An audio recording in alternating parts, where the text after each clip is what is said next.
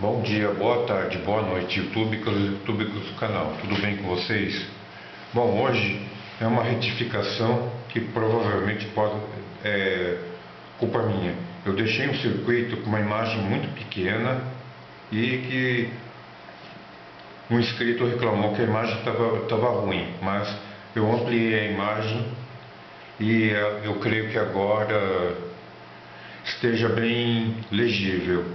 Que se trata daquele circuito de sons de passarinho, que temos aqui. Ele recebe uma alimentação de 9 volts com o push bottom normalmente aberto. Aqui nós temos um transistor BC557, mas você pode estar usando um transistor BC558, que não tem problema nenhum. E a mesma coisa acontece com o BC547, que vocês podem estar utilizando o 548 caso vocês não tenham os dois transistores. Aqui nós temos um capacitor de 3.300 microfarads. Aí a voltagem vocês escolhem um pouco maior do que 9 volts para estabilização do circuito. Nós temos um capacitor de 100 nanofarads, um capacitor eletrolítico de 470 microfarads. Esse aqui é um capacitor de poliéster, um resistor de 470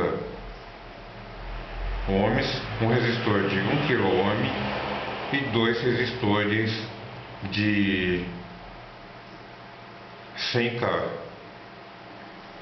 Que esse capacitor, juntamente com esse resistor, ele vai dar uma frequência. Essa frequência aqui, que essa parte do circuito vai ser gerada. E a retificação é essa. Espero que a imagem esteja melhor.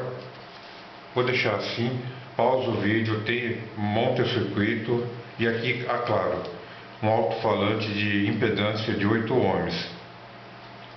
E quero aproveitar o ensejo para pedir desculpas, porque como eu não tenho condições de comprar uma câmera nova, ou melhor, eu utilizo uma câmera antiga, que infelizmente é isso que eu tenho no momento.